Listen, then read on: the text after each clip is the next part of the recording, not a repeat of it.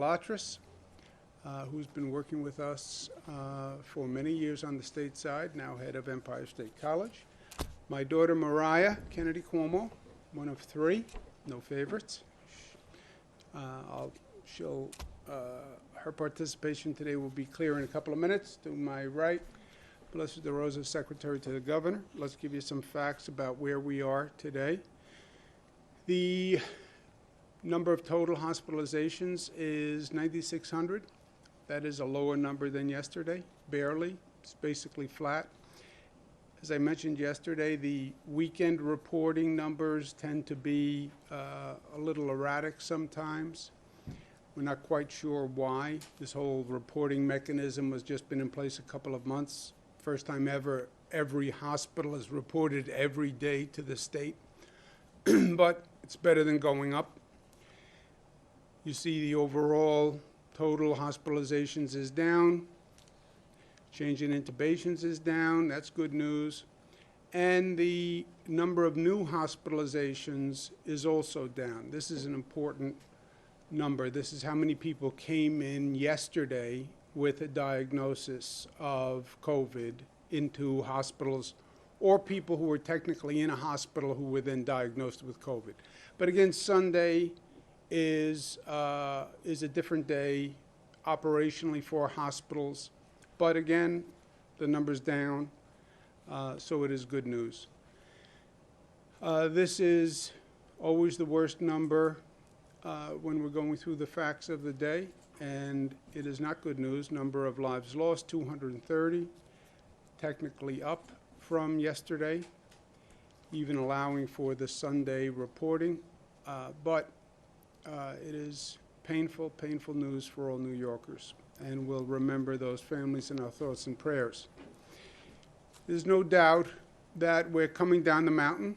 Only question is what trail we take, what path we take coming down the mountain. How fast does that decline continue? Does the decline continue? And that is purely a function of what we do. None of this is preordained. None of this is decided by any factor other than our own behavior. You tell me how well New Yorkers socially comply with distancing, etc., and I'll tell you what that infection rate is doing. It's that simple.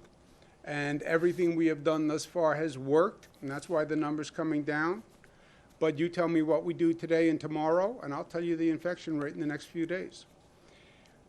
What we've said from the beginning is the key is testing and tracing and isolating.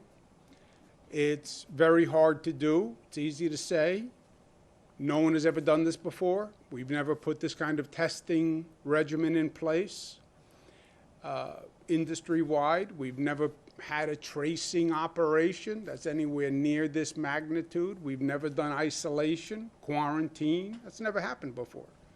But we do what we have to do, and this is what we have to do to monitor the infection rate and to control it. And that's what we're doing. We laid out a very specific reopening plan yesterday. We studied all the states' plans. We've studied reopening plans of countries around the world. We incorporated all the best practices. I think we probably have the most specific plan for metrics and measuring to make these decisions. And it's basically a mathematical formula if you look at that reopening plan. And I think that's the way we should do it and proceed. This is about following the data, learning the lessons, listening to the experts, following the science, and it's about being smart. Everybody's emotional. We're getting more emotional. There's more stress, there's more anxiety, there's more pressure on all of us. We want to get on with life. We want a paycheck. We want to make sure our job is there. But it's still a time to be smart, right? We don't act emotionally. We act based on logic and fact and science. That's how we make policy. But we have to remind ourselves every day because the pressure is to just respond to the emotion. And there's also no doubt that we're going through a devastating and costly moment in history. It's costly on every level. Number of lives lost, the economic impact, the personal impact. Substance abuse has gone up, domestic violence has gone up, Mental health issues have gone up. So we have paid a very high price for what we're going through. But the hope is that we learn from it and that we are the better for it, right? We endured the pain. Let's make sure we benefit from the gain. And this is also true, and people can understand this as a life lesson. You know, you get as old as I am, you go through some tough periods in life, and that's a fact. That is going to happen. You live life long enough, you will go through a difficult period. I've gone through more than my share. But you take those periods and you try to learn from them and you try to grow, right? That's the best you can do with it. What can you learn so when you move forward, you're the better for it? And we do that as a society also. That's the concept of build back better. We don't want to go through all of this and replace what was there before. Replacing what was there before is a starting point. We want to replace, but we want to improve. And we want to be better for this experience, and we want to build back better. We were smart enough to do that as a country, as a state after 9/11. We went through pain. We came back stronger. You could argue more united as a country, more united as a state, more aware of our vulnerabilities. And yes, greatest country on the planet, greatest state in the nation, is our opinion. But we were vulnerable to terrorist attacks. Okay, so we learned from it, and we got stronger, and we got better, and we've incorporated security into our life in a way that was unimaginable before 9/11. Hurricane Sandy, Superstorm Sandy, devastated thousands of lives, billions of dollars in damage. We built back, and we built back better than we were before. We didn't replace what was. We improved almost everything that we learned during that time. Our housing construction is different. Our power grid is different. Our infrastructure is different. So you go through these situations and you learn. And that's what we have to do here. We have to have a better public health system. We should never go through this again. What we went through with the hospitals, what we went through with PPE, staff shortages, that can never happen again. How we use telemedicine, we have to learn and we have to grow. It was vital to what we did here. We have to make sure we're better at it. Our public transportation system, we're learning. Tonight we're going to shut down the subways for the first time in history. Why? Because they have to be disinfected. Who ever heard of disinfecting a subway car? Well, now you learn. You have to disinfect subway cars. Figure out how to do it. So you can say to people who use the subways, don't worry, it's safe, right? That's a starting point for public transportation. And one of the areas we can really learn from is education. We've all been talking about teleeducation, virtual education, remote education. And there's a lot that can be done. You know, the old model of everybody goes and sits in a classroom, and the teacher is in front of that classroom and teaches that class. And you do that all across the city, all across the state, all these buildings, all these physical classrooms. Why, with all the technology you have? And we've been exploring different alternatives with technology, right? We have classrooms in this state that have technology where they're talking to students on Long Island with a teacher from Staten Island, with students from around the world participating with technology, hearing that one teacher. And if you look at the technology, it looks like all these different students are in one classroom. All right. Well, let's learn from that, and let's learn from this experience. We did a lot of remote learning. Frankly, we weren't prepared to do it. We didn't have advanced warning. But we did what we had to do, and the teachers and the education system did a great job. But there's more we can do. We're still working on providing some students with the technology, with the tablets, et cetera. Some teachers needed training and they weren't ready for it. Well, let's take this experience and really learn how we can do differently and better with our education system in terms of technology and virtual education, et cetera. And that's something we're actively working on. through this process. So it's not about just reopening schools. When we are reopening schools, let's open a better school, and let's open a smarter education system. And I want to thank the Bill and Melinda Gates Foundation. We'll be working with them on this project. Bill Gates is a visionary in many ways, and his ideas and thoughts on technology and education he's spoken about for years, but I think we now have a moment in history where we can actually incorporate and advance those ideas, right?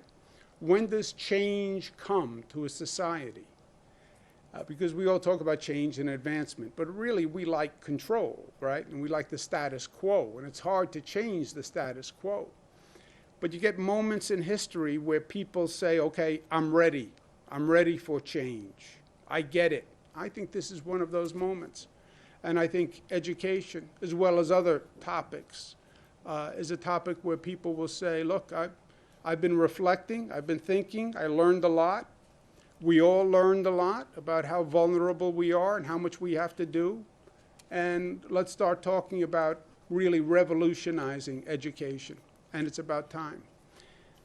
One point I want to make about reopening, not just in this state, but all across this nation. There's a conversation that is going on about reopening that we are not necessarily explicit about, but which is very important. There's a question that is being debated right under the surface, and the decisions we make on reopening are really profound decisions. And the fundamental question, which we're not articulating, is how much is a human life worth? How much do we think a human life is worth? There's a cost of staying closed, no doubt. Economic cost, personal cost. There's also a cost of reopening quickly. Either option has a cost. You stay closed, there's a cost. You reopen quickly, and there's a cost. The faster we reopen, the lower the economic cost, but the higher the human cost, because the more lives lost. That, my friends, is the decision we are really making. What is that balance? What is that trade-off? Because it is very real. If you now look at the projection models of how many lives will be lost, you'll notice they changed recently. Why did they change? And they went up dramatically. Why?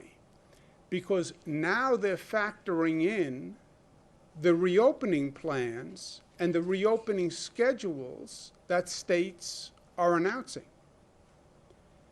The federal government's estimate, FEMA, has increased from 25,000 to 200,000 the number of daily cases by June. Think about that increase. The IHME, which is a foundation model supported by Gates, which is the preferred model by the White House, when they were projecting deaths by August 4th, they projected in early April 60,000 deaths. They projected mid-April 60,300 deaths, actually a little lower. Their new projection is 134,000 deaths. How did it go from 60,000 deaths to 134,000 deaths? This is the model which the White House relies on. When the director of the institute was asked why those revisions happened, the director said rising mobility in most U.S. states as well as the easing of social distancing measures expected in 31 states by May 11th, indicating that growing contacts among people will promote transmission of the coronavirus. That's a very nice way of saying when you accelerate the reopening, you will have more people coming in contact with other people. You're relaxing social distancing. The more people in contact with other people, the higher the infection rate of the spread of the virus. The more people who get infected, the more people die. We know that. And that's why the projection models are going up. There's a cost of staying closed. There's also a cost of reopening quickly. That is the hard truth that we are all dealing with. And let's be honest about it. And let's be open about it. And let's not camouflage the actual terms of the discussion that we're having. And the question comes back to, how much is a human life worth? You see that projection model go from 25 to 200,000 cases from FEMA. You see the number of deaths go from 60,000 to 134,000. How much is a human life worth? That's the real discussion that no one is admitting openly or freely, but we should. To me, I say cost of a human life is priceless, period. Our reopening plan doesn't have a trade-off. Our reopening plan says you monitor the data, you monitor the transmission rate, you monitor the hospitalization rate, you monitor the death rate. If it goes up, you have a quote-unquote circuit breaker. You stop. You close the valve on reopening. But it is a conversation that we should have openly. Hard conversation, painful conversation, controversial conversation, yes, all of the above. But it's also the right conversation, because those are the decisions we're making. Also, as we're going through this, it's important that our leadership be factual and productive and united, because this is a time when government has to work, and government on all levels has to work, and the federal government has to work, and it has to work now better than it has worked in the past. You know, all the craziness that we've watched in Washington, all the politics that we've seen in Washington, all the dysfunction that we've seen in Washington, now it is unacceptable. Because what government does today will literally determine how many people live and how many die. And that's not hyperbolic, and that's not overly dramatic. That is just a fact. That federal government has to be able to pass legislation. To pass legislation, it has to be on a bipartisan basis.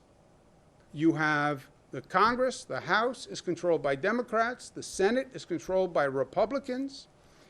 Unless you get a bipartisan agreement, you're not going to pass legislation. If you don't pass legislation, the federal government does not work. If the federal government doesn't work, it makes it virtually impossible for state governments to work. If I can't work, then local governments can't work. This is not something that a state can control. Well, the governors are in charge, governors are in charge. I can only be in charge to the extent I have the resources and the means. And that comes from the federal government. Not just for New York, but for every state in this country. So that federal government has to work. And the legislation that they pass is important. And they have to pass legislation. And that only happens on a bipartisan basis. There is no choice. Well, just the Democrats can do it. Well, just the Republicans can do it. They cannot. It takes two to tango. It takes two houses to pass a bill. And one is Democratic and one is Republican. So the facts are important. The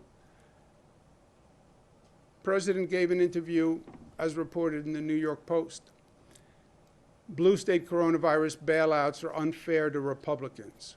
Bailouts. This is the topic of whether or not the federal government should provide aid to state governments.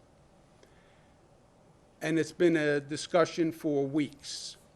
The federal government has passed legislation in the past that helped airlines, helped small businesses, helped hotels. Great, great. They haven't provided any aid to state and local governments. Well, why is that important? It's the state and local governments that fund police, fire, education, teachers, healthcare workers. If you starve the states, how do you expect the states to be able to fund this entire reopening plan? Well, the governors are in charge. But the states are in dire financial circumstances because our economy suffered when all the businesses shut down. So the debate now is, well, it's the blue states that have the coronavirus. Okay, New York they call a blue state. California they call a blue state. And the Republicans are saying, we don't want to give money to the blue states. First of all, this is not a blue state issue. Every state has coronavirus cases. And it's not just Democratic states that have an economic shortfall. Republican states have an economic shortfall. Well, it's the mismanagement of blue states for decades that they now want us to bail out. That's just not a fact. It is not a fact. First of all, no blue state was asking for a bailout before this coronavirus. I wasn't asking for anything from the federal government before the coronavirus. And by the way, the federal government wasn't giving New York anything for years. Everything they were doing was negative to New York. Then comes the coronavirus. Our economy stops because we shut it down. Now we have a $13 billion deficit because we stopped the economy. So what we're asking, every state is asking, because of the coronavirus, we need financial help in restarting the economy. And that's what we're asking for from the federal government. How do you call that a bailout, which is such a loaded word, such a rhetorical, hyperbolic word? It's a bailout. There's no bailout.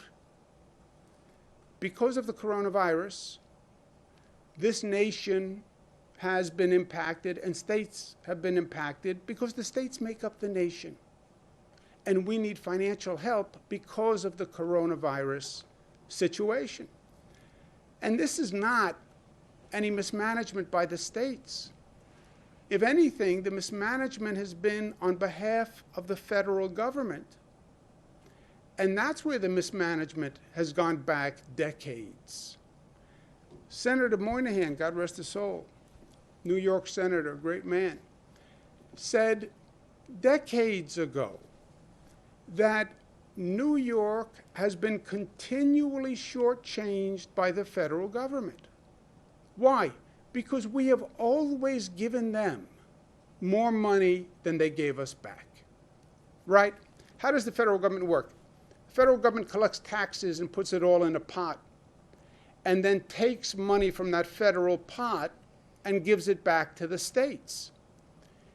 Every year, New York State has put more money into that federal pot than the federal government has given back. Every year for decades. And that is just a fact. Also, you want to try to divide. The facts are it's the Democratic states, which happen to have now high coronavirus content, which actually have put in more money than the Republican states, who are now saying, why should we bail out the Democratic states? The Democratic states have been supporting them for years. New York, every year, $29 billion more paid in than it gets out. New Jersey, also a high coronavirus state, $18 billion more every year than it gives out. Massachusetts, Connecticut, California. And then you look at the Republicans who now say, well, we don't want to help the Democratic states. They are actually the states that have been taking more every year. Virginia, Maryland, Kentucky. Senator Mitch McConnell, he's Kentucky, $37 billion more every year. Alabama, Florida. Everything's about Florida. Why? Because it's a swing state, and we're in an election year. I get it. Florida gets $30 billion more every year than it puts in.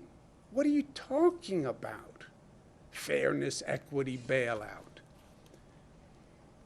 You look at where we've been over the past 5 years, we paid in $116 billion more than we gave back. You want to be fair, just give New York back the money you took, and it'd be $116 billion.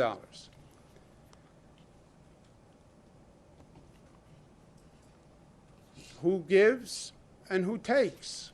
We know those facts and we know the numbers. But look, this whole discussion that Senator McConnell is raising, that some senators are raising, this is counterproductive, and it will lead to defeat for all of us. You need a bipartisan bill to pass. You go down this path of partisanship and politics, you will never pass a bill. And if you never pass legislation, you'll never get this economy back on its feet. So you go down this path of division, you will defeat all of us because we're all in the same boat. There is no separating us. It's still the United States of America. And this partisanship, we have to turn the page. I know it's how Washington operates. I know it's how Washington has been operating for many years. But we have to stop, and we have to change. And you do need a totally different mindset. It can't be, it's you versus me. It has to be we, right? We the people. If you don't get back to we, and you think about a collective interest, you're going to defeat us all. Because it can't happen. And you have to get out of this Democrat, Republican, it's red or blue. It's not red or blue. It's red, white, and blue. This coronavirus doesn't pick Democrats or Republicans. It doesn't kill Democrats or Republicans. It kills Americans. The virus is less discriminating and more of an equalizer than the lens that we're viewing the virus through. And if we can't get past this now, when can we ever get past it? You have a national crisis. You have a national outbreak, a national epidemic, killing thousands of people. You can't put your politics aside even now, even today. Families have fights. Yes, families have fights. Somebody's going to die. And the family is still going to carry forward these silly fights from years ago. Nobody even remembers how they started. If there's ever a time to come together, it's at a moment of crisis. And this is a moment of crisis. And we always understood, and the great ones always told us, that it won't work this way. A house divided against itself cannot stand. You want to be a leader? You want to go down in the history books as someone who stood up and did the right thing? Well, then remember what made us great in the first place. And that's what a great leader would do. Also, last point, each of us must do our part. Talk about government, government, government. Yeah, government has a lot to do. I understand that fully. Citizens also have a role to play. You know who's going to keep yourself? You're going to keep yourself safe. You know who's going to keep your family safe? You're going to keep your family safe. And you know who's going to keep each other safe? Each one of us keeps the other safe. Every person has a responsibility here, social responsibility. And that's what wearing a mask is all about. Just wear a mask.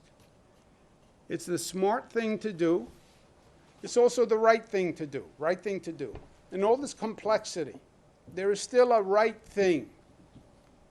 You still know what's the right thing to do and the wrong thing to do. Maybe right thing is a New York expression. I don't think so. You know what the right thing to do is. Nobody has to tell you what the right thing to do is. The right thing to do is to wear a mask. Because it's not about you. It's about my health. You wear a mask to protect me. I wear a mask to protect you. And wearing a mask is not the greatest intrusion. I do not understand why people think it's such a burden to wear a mask. And look, 99% of the people do it. It's the 1% of the people who don't do it, right? That's who we're talking about. And we were talking about this last night, and I was expressing my frustration why some people just don't get it. And what this has been about from day one, this whole exercise, and where I started this on day one, all these things we've done, nobody's doing these things because government told them to do it, right?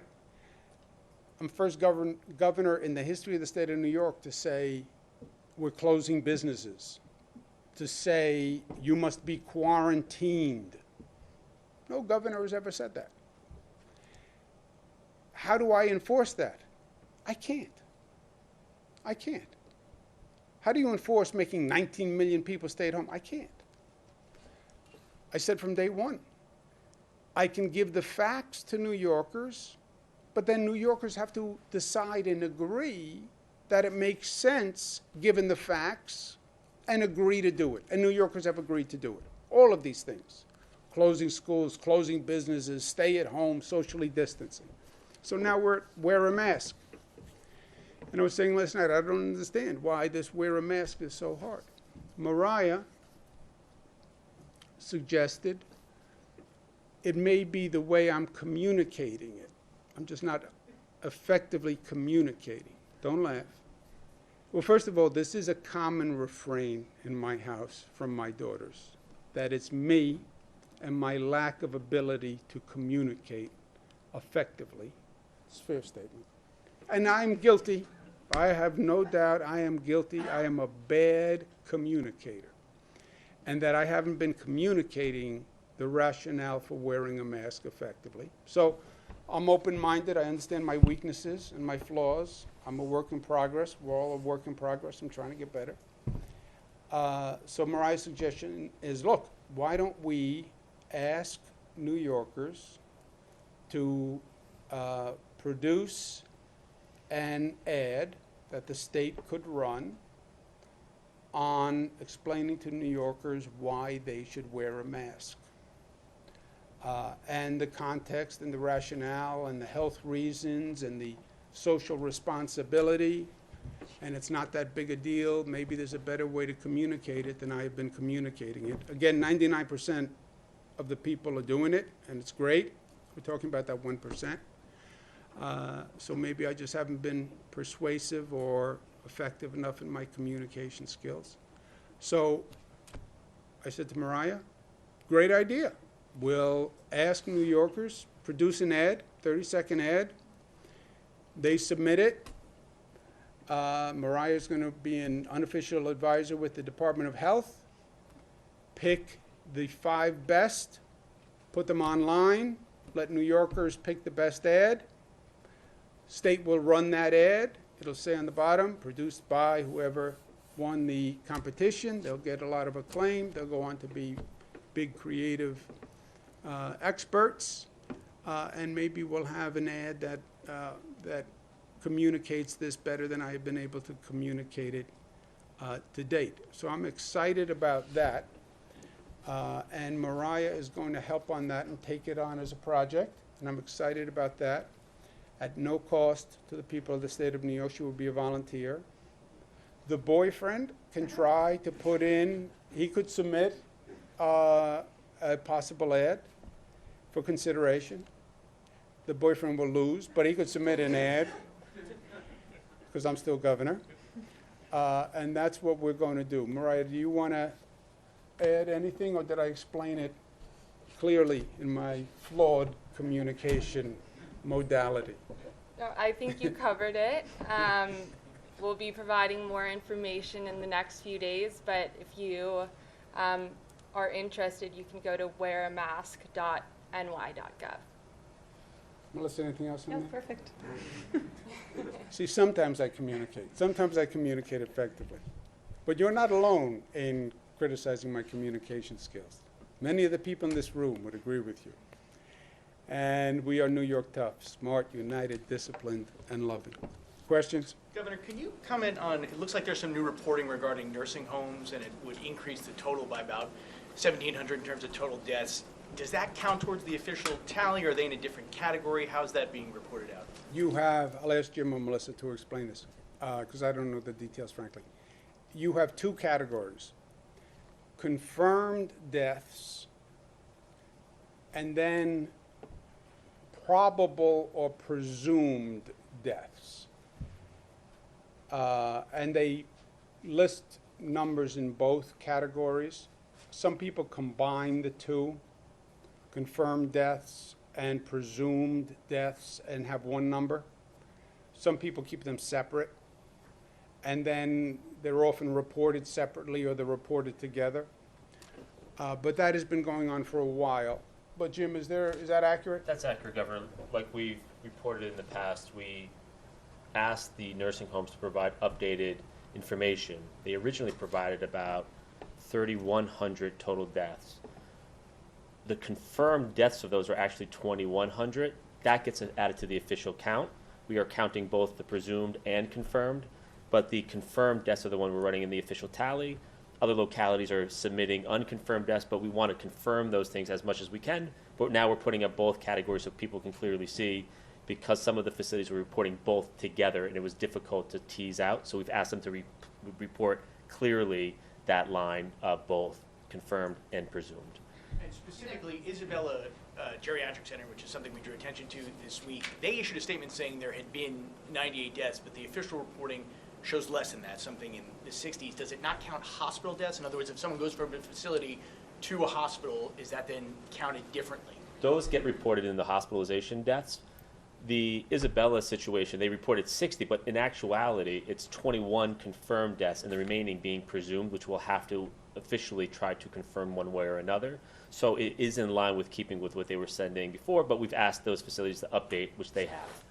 Also, Zach, just to be clear, I would take all of these numbers now with a grain of salt. Look what you're saying. The confirmed deaths, you know what that means. What does a presumed death mean, right? We presume it. How do you presume it to be coronavirus? Also, the at-home deaths, non-hospital, non-nursing home deaths, just at-home deaths, when do you actually get all the numbers on those, and how do you confirm all those deaths as attributed to coronavirus? So I would just have a caveat with all of these. I think they're going to change over time. Governor, when you look at these nursing home deaths, why weren't steps taken earlier to protect such a vulnerable population? As you look back now and knowing that this virus is going to be around for a while, are there things, there are mechanisms that can be done differently so when people are sick in the nursing homes, they go to the hospital and stay in the hospital? Well, the go in the hospital and stay in the hospital, well, first, your basic point is right. The nursing homes, we said from day one, are the most vulnerable place because it's old people, senior people who are the vulnerable population in a congregate setting. And that's how this nation was introduced to the virus with the Seattle nursing home, right? So, and it was true around the world also. What can you do better going forward? I don't know. It's something we're studying. We're also doing an investigation with the Attorney General to look at it. We did some very harsh things here that frankly I wasn't even comfortable with, but the health experts insisted. No visitors to a nursing home for 2 months, no visitors? How do you do that? Because all it takes is one person to walk in, test the staff, PPE, you do everything you can. But if there's anything else we can learn from and do, we will do. You have people who get sick in the nursing home. Sometimes they're transported to a hospital. That's up to the experts in the nursing home, if that's helpful. If they're in the hospital, we also need hospital beds, right? It's not like we can turn hospitals into nursing homes. Once a person is better, the person has to go somewhere. They don't have to go back to the nursing home, by the way. The way the nursing home operates, they make a determination if they can provide the best care for the person.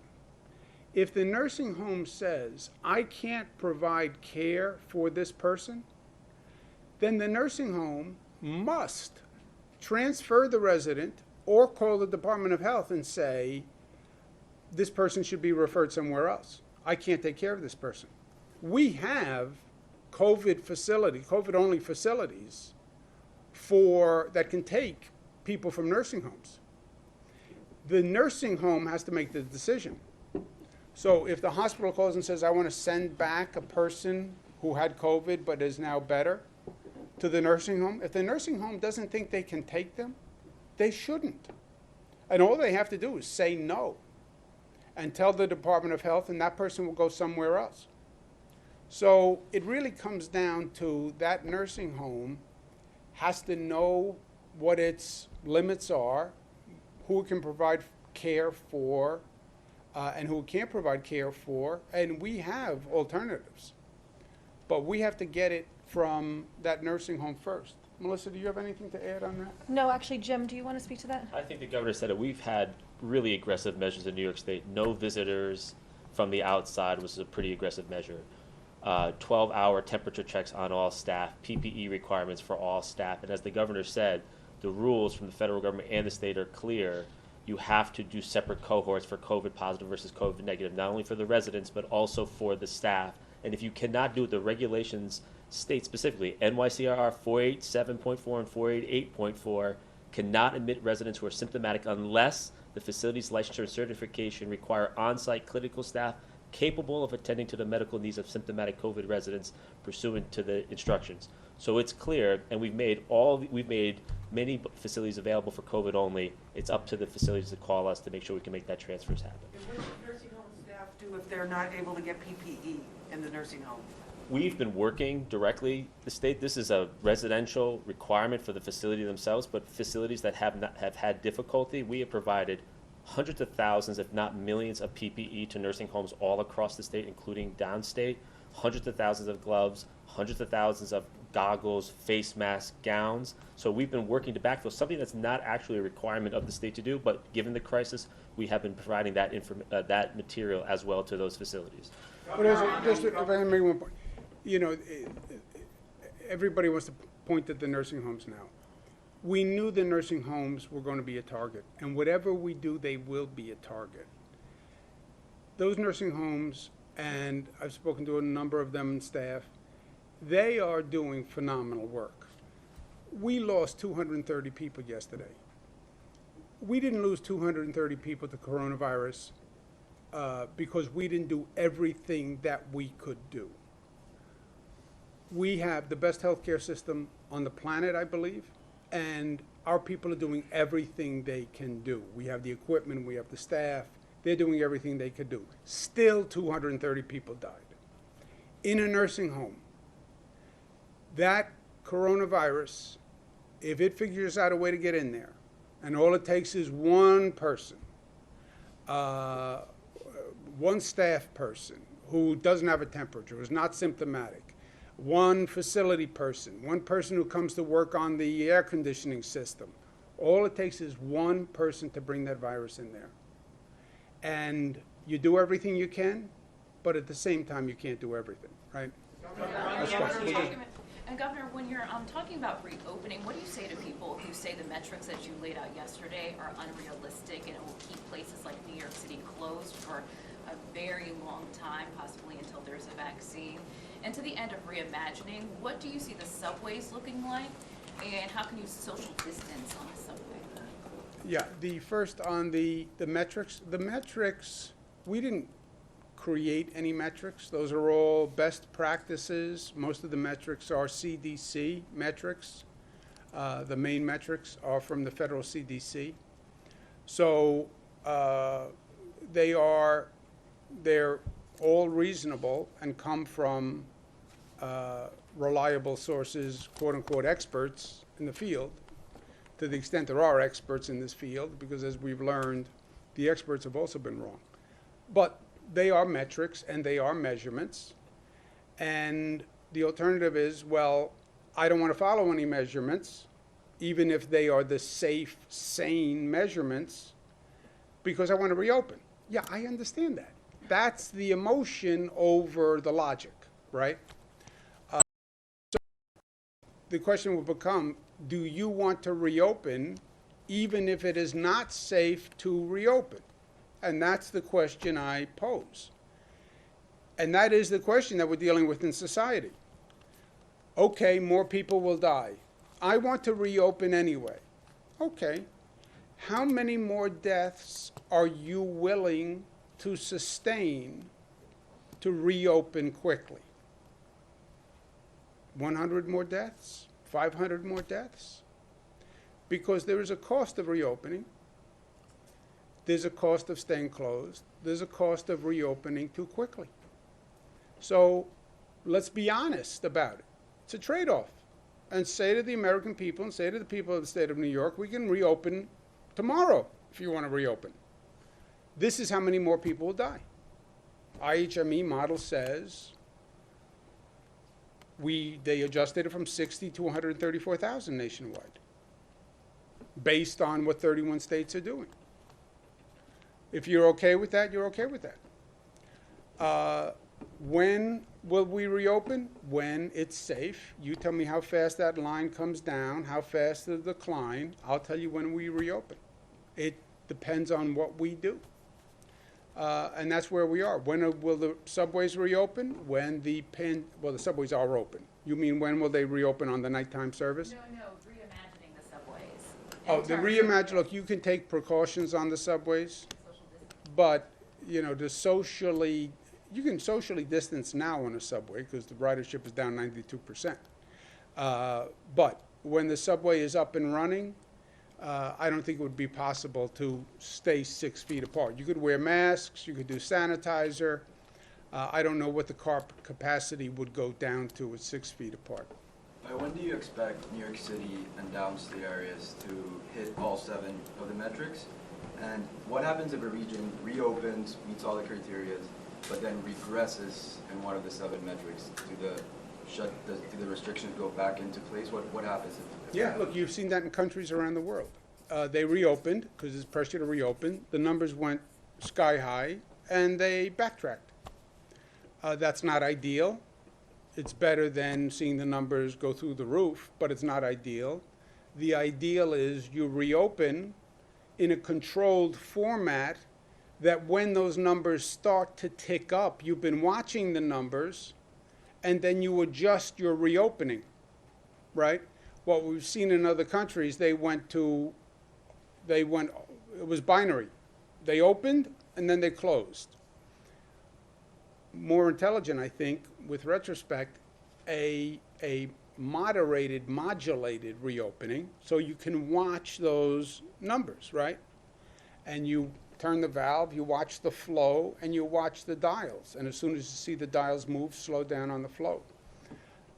When do we hit the metrics in New York City? I don't know. Nobody can tell you. It depends how fast the decline continues and how we control the spread of the virus. It's all in our control. You tell me our behavior is a direct coefficient of the rate of infection. It's what you do today.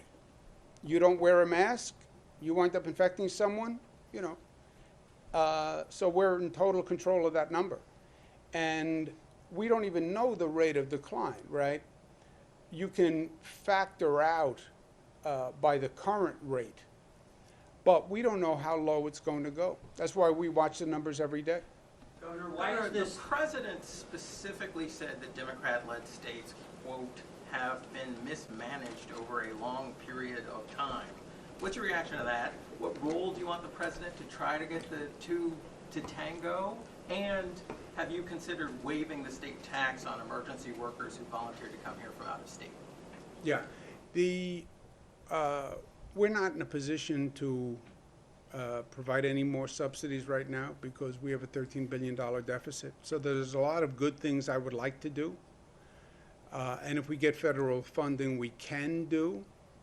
But it would be irresponsible for me to sit here looking at a $13 billion deficit and say, I'm going to spend more money on when I can't even pay the essential services. If we don't get money from Washington, we can't fund schools, right? So at the rate we want to fund them. So we are in dire financial need.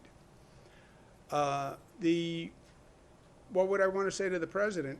I get the politics of the Senate. I get Republican partisan politics. I get Democratic partisan politics. I governed this state for over 8 years with a Democratic Assembly and a Republican Senate. I understand the polarization. I dealt with it year after year after year. But we got the job done. We passed the budget on time every year. And that doesn't happen by playing to the politics. It happens when you rise above the politics. The president, in my opinion, has to be the reasonable one here. He has to be the compromiser. He will not pass a piece of legislation without the House, without the Congress. That will not happen. And you cannot ask the Democrats and Nancy Pelosi, Speaker Pelosi, and our Democratic delegation from this state to pass another piece of legislation that doesn't take into consideration the needs of this state. We went through this on the last bill they passed. I said to my congressional delegation, they're not going to fund state governments. Oh, yes, they said they will, they'll be reasonable. I said, I don't believe it. They passed the last bill, didn't have any state and local funding, and you know what? Now they're saying they won't do it. The congressional Democrats cannot pass a bill that forces them to savage their own states. They can't. So the president is looking at a scenario where he either is reasonable and bridges the gap, or they will not pass any legislation. And then he will have failed. And this nation will suffer. And that is what the president is looking at. Governor, why follow up on that, Governor? Can I, excuse me. We'll get there. Go ahead, Why Andrew, has the because you're a State little Health Department impatient. not been flagging cases of Kawasaki syndrome? My colleague Melissa Russo has been reporting on this.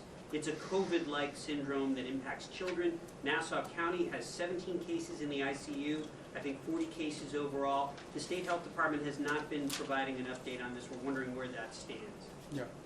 Melissa, Jim, do you know? I know that this is something that Dr. Zucker has been looking into, and Melissa has been sharing her reporting with me directly, and we'll have something on that tomorrow. And just as a quick follow-up on the MTA, can you assure commuters that 24-hour service will resume? Can you assure me? Yes. When is the question? You tell me when the global pandemic is over, I'll tell you when the 24-hour service resumes.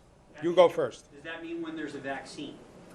No, it's just when the pandemic is not problematic to this extent. To follow up on the question regarding the president, he's also griping in the New York Post in terms of the fact that the two senators, Senator Schumer and Gillibrand, have not called in. We see this from the president from time to time. It becomes personal for him. How much of what you think what's going on now is personal for him versus politics? Do you think there's some his feelings being hurt? You hear a lot about that. You've managed him pretty well in your relationship with him. So just your reaction to that, to him Look, saying I think that. it's all of the above, right?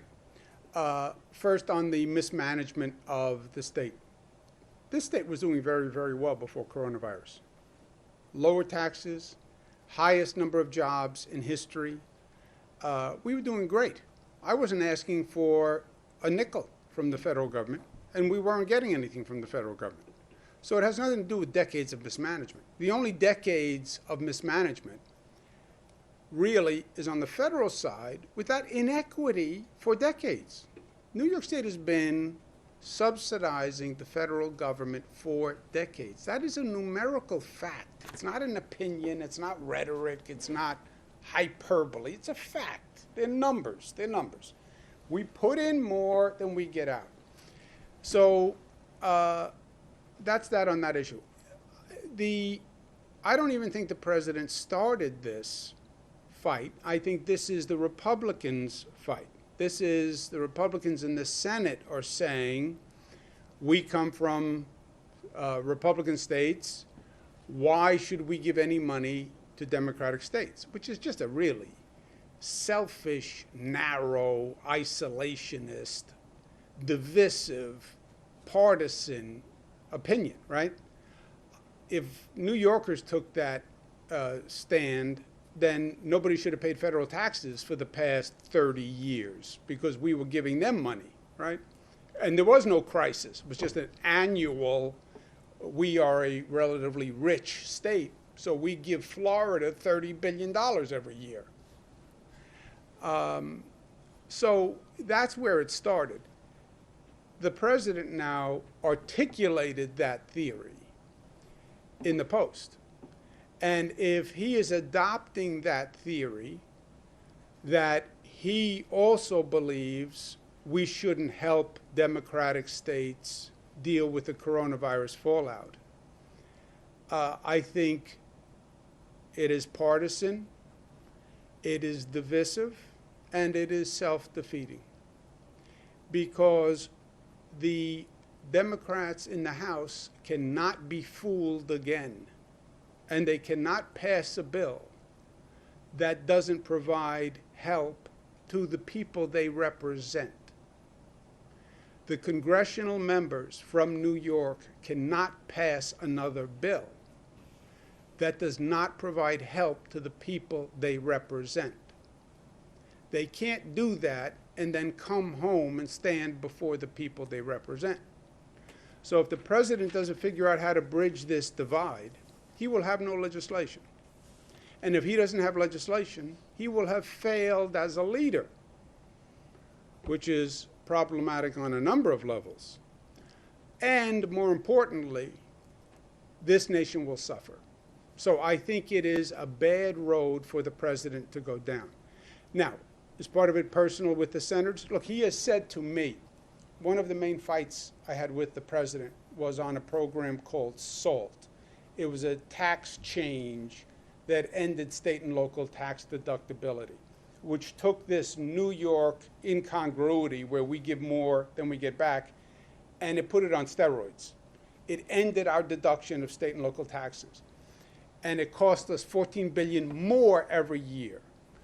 And that was a really aggressive, negative, punitive action against New York, in my opinion. It was this partisanship.